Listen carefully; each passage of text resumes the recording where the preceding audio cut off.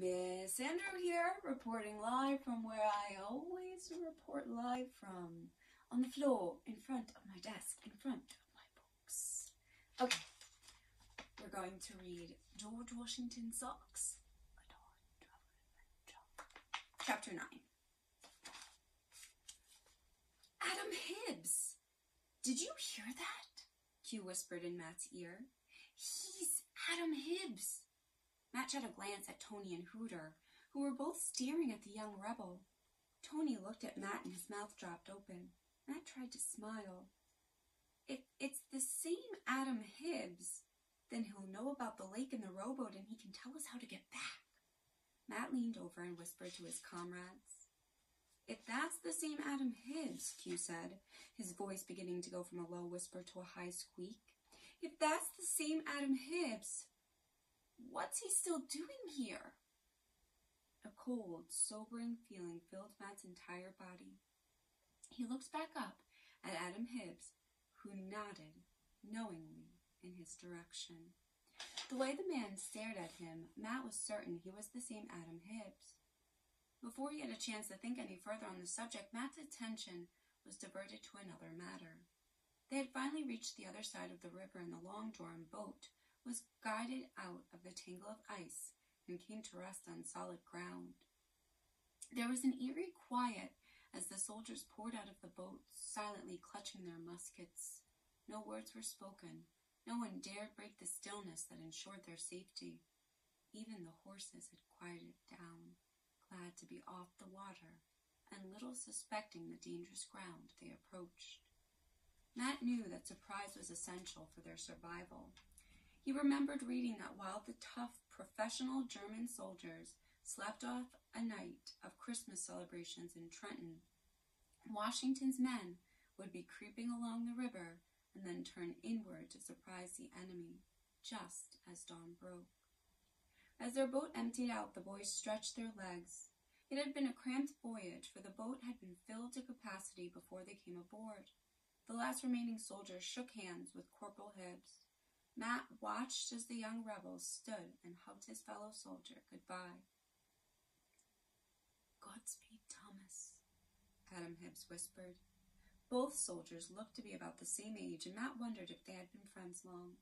He imagined that they had been through a great deal of hardship together, for he could feel the sadness and fear of this parting. It was a parting all of them knew could well be their last. Katie, who had slept through the entire voyage, suddenly turned in her sleep, throwing off part of the cape that covered her. Looking down, Matt remembered the general. His cape! He'll need his cape, Matt thought as he hurriedly unsnapped his down vest. He took off the vest and then lifted Katie out of the cape and into Q's arms. He shook the wet vest over the side of the boat and then wrapped it around Katie, trying to keep the dry side of the vest close to her. Then he turned to Adam Hibbs. "The general forgot this," he said, holding the cape in his arms. "He'll need it for the march, won't he?" Adam Hibbs frowned. All the soldiers had left the boat, and the oarsmen that remained were given orders not to leave their craft. The young corporal knew that his responsibility was to guard over the children, but he also knew that the general should have his cape. "All right, you take it to him, but straight away, and don't tarry. I'll be keeping an eye on you from here," he warned. Matt looked back at Q, Tony, and Hooter. He couldn't believe his luck. He felt that in a way he was taking part in the revolution. He was returning the mighty general's cape. He had been given the responsibility for keeping the father of our country from freezing. He climbed out of the boat feeling like a true rebel. Matt was glad that he had worn his old hooded blue sweatshirt rather than the new red one his mother had wanted him to wear. "They would have thought I was a redcoat for sure," he thought, making his way through the groups of soldiers that were on the shore. As he walked along, Matt noticed that each regiment seemed to have a different uniform, and they weren't all blue.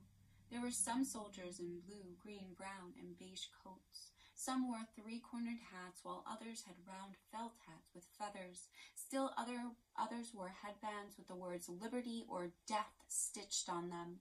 He now understood why this new American army was called Washington's ragtag band of rebels. However, in spite of their unprofessional look, Matt marveled at the soldiers' determination. Many of them wore only linen shirts and pants that were tattered and frayed at the knees. A great number were in rags wrapped around their heads or legs and feet. In every group, 2 or 3 men stood coughing, their thin frames shaking as they clutched their chests in pain. As Matt came close, he could smell the sweat and dirt of clothing that hadn't been washed in weeks or months. Yet even in these miserable conditions, Matt could feel the excitement in the air. The silence of the ragged rebel army could not conceal their hope and joy. They had trusted their leader, and he had not let them down. General Washington had gotten them across the treacherous Delaware, as he had promised, a feat that the Hessian mercenaries would not even attempt. Matt could almost taste the rebels' determination, and he felt proud to be walking among them. He pretended that he was one of them as he made his way up to a group of officers that were surrounding the general. He tried to inch his way into the huddle when a large hand was suddenly on his neck. "Just where would you be going now, lad?"